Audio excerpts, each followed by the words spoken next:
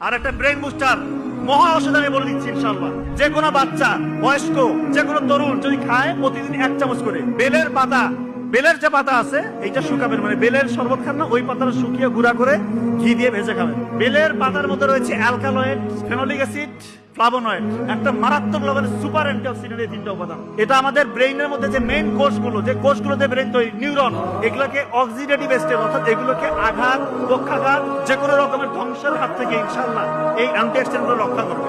এবং বেলের পাতার মধ্যে রয়েছে বিটা ক্যারোটিন এবং ভিটামিন সি, এটা আমাদের নিউরনকে পুষ্টি যোগাবে।